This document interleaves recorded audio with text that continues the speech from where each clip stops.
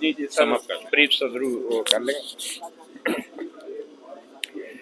अस्सलाम वालेकुम, मतुल्ला जान, MJ TV। कुछ देर पहले ही तोशाखाना केस में इलेक्शन कमीशन की तरफ से साबिक वज़ीर आज़म इमरान खान की नाअहली और उनकी मियाँ वाली से जो कौमी असम्बली में सीट थी उससे महरूमी के हुक्म के खिलाफ रिट दरख्वास्त की समाअत हुई और senior attorney justice Aamir Farooq Islamabad high court ने दरख्वास्त की समाअत की। बैरिस्टर अली जफर ने अपने दलाइल में कहा कि तोशाखाना केस में इलेक्शन कमीशन ऑफ पाकिस्तान ने अपने अख्तियारात से तजावुज़ करते हुए ट्रायल के बगैर ही इमरान खान को नाअहल करार दिया है और उनकी सीट को खाली करार दे दिया गया है। और तोशाखाना रेफरेंस में अगर इलेक्शन कमीशन ऑफ पाकिस्तान के पास जो मालूमात थी वो मालूमात ट्रायल कोर्ट में या सेशन कोर्ट में जानी चाहिए थी और सेशन कोर्ट ने यह फैसला करना था क्या इमरान खान ने असासों को छुपाया है अपने जो गोशवारे हैं इलेक्शन कमीशन के सामने या नहीं। और जहाँ तक ताहयात नाअहली या 62(1)(f) का ताल्लुक है तो स्पीकर का जो रेफरेंस है उस रेफरेंस के ऊपर भी इलेक्शन कमीशन ने कोई फैसला नहीं दिया ताहयात नाअहली का।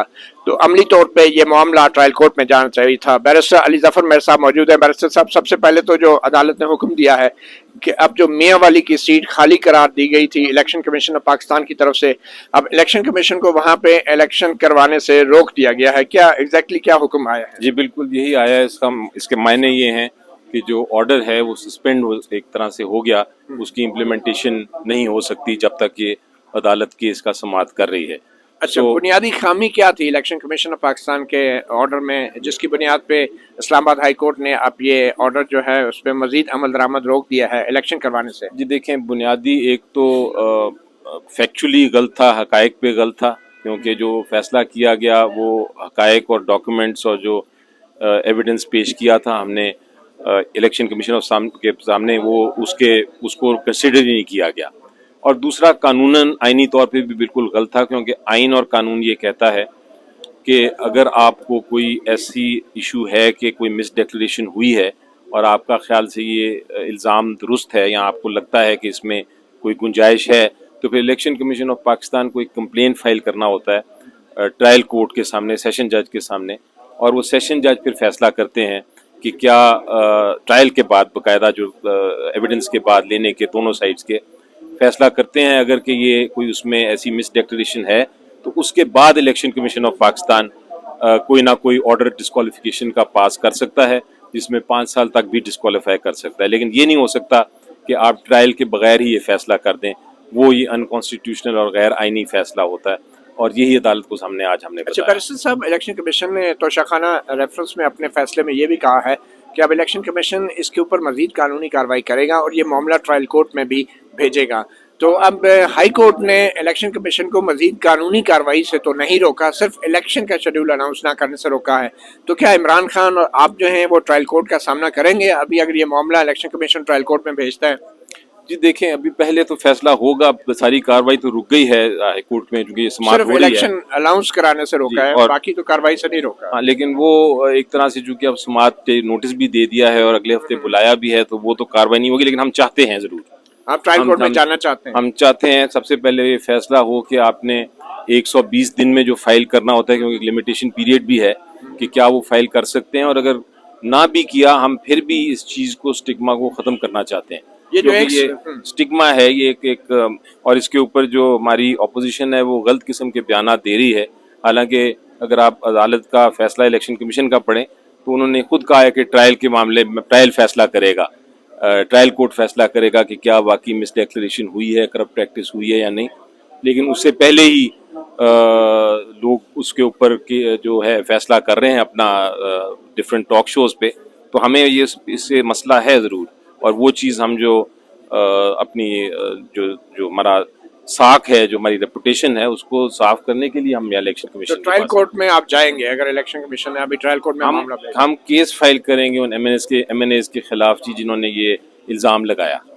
तो ट्रायल कोर्ट का सामना नहीं करेंगे आप? ट्रायल कोर्ट का अगर जरूरत पड़ी तो सामना करेंगे, लेकिन उन लोगों ने जिन्होंने गलत इल्ज़ाम लगाया उनके खिलाफ भी हम केस फाइल करेंगे। अच्छा, जो 120 दिन की आपने बात किया, ये 120 दिन तो आखिरी साल के हवाले से तो हो सकता है, लेकिन पिछले भी 2 सालों का वो भी 120 दिन तो गुजर गए ना, वो फिर उसमें क्या वो जो कानून है वो ये कहता है कि 100 जिस दिन आप फाइल करते हैं जो अपने सासे, की लिस्ट जो 31 दिसंबर को होता है हर साल के आखिर में, तो 31 दिसंबर से 120 दिन यानी अप्रैल अगले साल तक आप कर सकते हैं दुरुस्तगी कर सकते हैं। जी। लेकिन चूंकि मतलब ये तो इलेक्शन 2018-19 की बात है, उसको तो 120 दिन क्या, उसको तो कुछ साल ही हो गए हैं, मतलब 120 दिन के बाद इलेक्शन कमीशन कोई कार्रवाई नहीं कर फंक्टस सकता। ऑफिशियो हो जाती है। तो कानून अब के जबकि ये खान साहब की मियांवाली वाली सीट बहाल हो गई है, तो अब खान साहब पे मियांवाली वाली सीट की बुनियाद पे असेंबली का इजलास अटेंड करेंगे? जी देखें, अब ये तो उनकी जो क्योंकि आपका पॉलिसी तो है कहना है ना हमारी कि आपने इस्तीफा दिया हुआ है, जी तो ये क्या स्टेटस क्या है इस वक्त? पॉलिसी तो वही है जी, इस्तीफा दिया हुआ है और ये मानना चाहिए। तो इस वक्त लेकिन असेंबली के अभी वो रुकन हैं या नहीं? देखें, अभी जब तक इस्तीफा मानते नहीं है हम्म, कानूनी तौर पे, तो खान साहब रुकन हैं, तो कानूनी तौर पे तो मेंबर हैं वो। मेंबर है। लेकिन हमारा जो पार्टी का मौक़िफ़ ये है कि वो इस्तीफा उनको मान लेना चाहिए था स्पीकर साहब को अब तक, और ना मानना उनकी एक गैर आईनी हरकत है। अच्छा, कल कुरम के इंतखाब में भी वो जीत गए हैं, उससे पहले 6 दूसरी नशस्तों पे भी वो जीत चुके हैं, तो अभी क्या वो हल्फ उठाएंगे कुरम के इंतखाब में जीतने के बाद, या दूसरी 6 नशस्तों पे देखिए जी, मियांवाली की सीट से दोबारा इस्तीफा देंगे? क्या हो गया होगा क्या? देखें, ये जो इलेक्शन थे ना, ये एक्चुअली एक मैंडेट के लिए था, ये एक रेफरेंडम की सूरत में था। लोग जो वोट कर रहे हैं इमरान खान साहब के लिए, वो इसलिए नहीं कर रहे कि वो कि मेंबर वो बने, असेंबली में जाएं। वो इसलिए कर रहे हैं कि वो एक जो प्रिंसिपल अच्छा, स्टांस ये है, कैसे पता चलता है वो किस लिए कर रहे हैं? क्योंकि उन्होंने अनाउंस किया हुआ है। अच्छा, और जब आप अनाउंस कर दें पब्लिक को कि जी मेरे लिए वोट करो इस प्रिंसिपल तो वो स्टैंड हल्फ पे, भी नहीं उठाएंगे अब, तो ऑब्वियसली हल्फ उठाने का उनका और इरादा नहीं। मियांवाली की सीट भी नहीं छोड़ेंगे? वो तो उन्होंने रिजाइन कर दिया हुआ है, हम्म। लेकिन जब तक एक्सेप्ट नहीं होता टेक्निकली, जिस तरह मैंने कहा, वो MNA ही रहते हैं। तो ये आईनी और कानूनी तौर पे जो 6 हल्के एक जीते हैं, खान साहब ने कुरम का हल्का जीता है, इनकी नुमाइंदगी तो आप असेंबली में नहीं हो रही, तो खान साहब अपनी पोजीशन वाजे क्यों नहीं कर रहे, या वो है उन्होंने मेंबर कर या दिया नहीं है? उन्होंने कर दिया है वाजे, उन्होंने कर दिया है वाजे, बिल्कुल कर दिया हुआ है। तो और वो कितने ये दिनों के अंदर हल्फ उठाना जरूरी होता है इलेक्शन के बाद? मुझे आई एम नॉट श्योर कि कितने दिन है, लेकिन उसका जो कानून है वो ये कहता है कि आपको एक सीट पे उठाना है इनमें से। जी जी, तो खान साहब ने कोई फैसला तो किया होगा यार? अभी मुझे इत्तला नहीं उसकी। बहुत शुक्रिया बैरिस्टर अली जफर साहब, जो कि साबिक़ वज़ीर-ए-आज़म इमरान खान पाकिस्तान तहरीक इंसाफ के सरबराह, उनकी तरफ से आज इस्लामाबाद हाई कोर्ट में पेश हुए।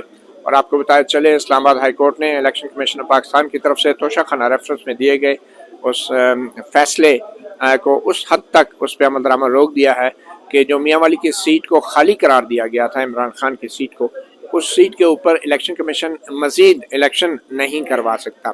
इलेक्शन कमीशन ने यह भी कहा था कि ये मामला वो ट्रायल कोर्ट में भेजेगा, अभी तक भेजा नहीं है, मगर बैरिस्टर अली जफर का ये कहना है कि वो ट्रायल कोर्ट में जाने का फ़ैसला अभी उन्होंने नहीं किया, मगर हाई कोर्ट की तरफ से इलेक्शन कमीशन को सिर्फ़ और सिर्फ मियांवाली की सीट पर नए इलेक्शन कराने से रोका गया है।